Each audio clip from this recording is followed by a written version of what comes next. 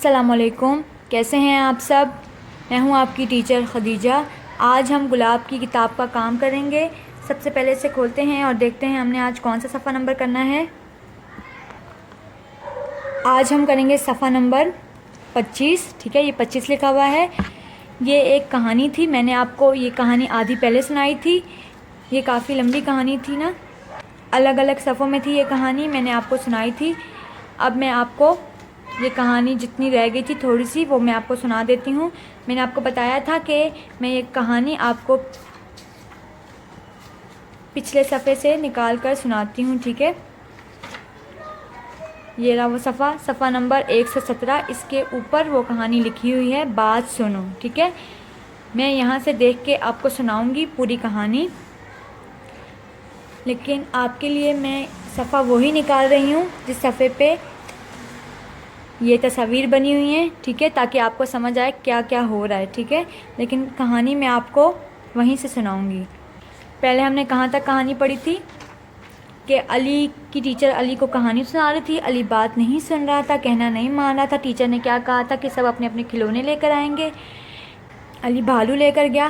جب ٹیچر نے بولا کہ آپ کیا لائے ہو تو وہ بتا ہی نہیں سکا، کیونکہ اس نے بات سنی ہی نہیں تھی، اسے پتہ ہی نہیں تھا کچھ بھی، وہ ٹیچر کی بات نہیں سن رہا تھا۔ اور پھر جب لنچ کا ٹائم ہوا تھا تب ٹیچر نے کیا کہا تھا کہ کوئی بھی بچہ نیچے کچرا نہیں کرے گا، ٹھیک ہے؟ لیکن علی نے وہ بات بھی نہیں دھیان سے سنی تھی، اور علی نے سارے جو چھلکے تھے، کیلے کے چھلکے اور کھانے کی جو چیزیں تھی، ڈبے وغیرہ، وہ نیچے ہی پھینک دیے۔ جو کچرا تھا وہ نیچے ہی پھینک دیا۔ تو پھر کیا ہوا تھا، علی کیلے کے چھلکے کے اوپر اس کا پاؤں آیا تھا اور یہ پھسل گیا تھا، ٹھیک ہے؟ اب میں اس کے آگے سے آپ کو کہانی سنا رہی ہوں، ٹھیک ہے؟ سب سے پہلے تاریخ لکھ لیتے ہیں۔ آج کیا تاریخ ہے؟ 17 ستمبر 2020۔ چلیں اب میں آپ کو کہانی سناتی ہوں۔ ہم نے کہاں سے کہانی چھوڑی تھی؟ جہاں سے علی کیلے کے چھلکے پر پھسل کر گر جاتا ہے۔ علی کی ٹیچر نے، آپ کو یاد ہے علی کی ٹیچر نے کیا بولا تھا علی کو کہ کوئی بھی کچرا نیچے نہیں پھینکنا۔ علی نے پھر بھی کچرا نیچے پھینک دیا اور اسی سے پھسل کر وہ گر جاتا ہے۔ اب آگے کی کہانی سنا دیتی ہوں۔ ٹیچر نے اسے الگ بٹھا کر سمجھایا کہ غور سے بات سننے اور ماننے سے نقصان نہیں ہوتا۔ علی کو بات سمجھ آ گئی۔ اب وہ جماعت میں سب کام سلیقے سے کرتا ہے، غور سے بات سن کر عمل کرتا ہے اور اسے اکثر شاباش اور سٹار ملتا ہے، ٹھیک ہے؟ میں نے آپ کو کیا کہانی سنائی تھی؟ میں نے اس کہانی سنائی تھی کہ علی ایک بچہ ہے، ٹھیک ہے؟ اس کی ٹیچر اس کو سمجھاتی رہی کہ یہ کام مت کرو، غلط کام نہیں کرو، کچرا نہیں کرو، بات کو غور سے سنا کرو۔ وہ نہیں سنتا تھا۔ ایک دن جب ٹیچر نے لنچ ٹائم میں سب بچوں کو بتایا کہ کچرا نیچے نہیں پھینکنا، اس نے کچرا پھینک دیا۔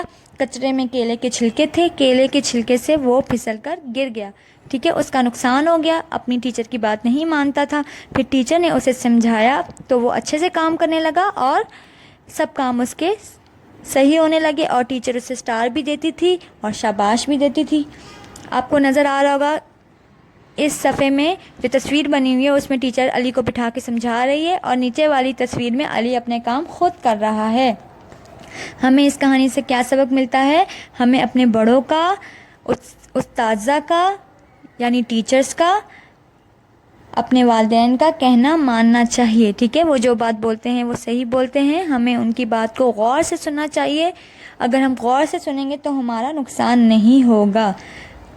میں نے آج آپ کو کہانی سنائی ہے، اس کا نام ہے بات سنو۔ آج ہم نے صفحہ نمبر 26 پڑھا ہے۔ امید کرتی ہوں آپ کو یہ کہانی پسند آئی ہوگی۔ تھینک یو، اللہ حافظ۔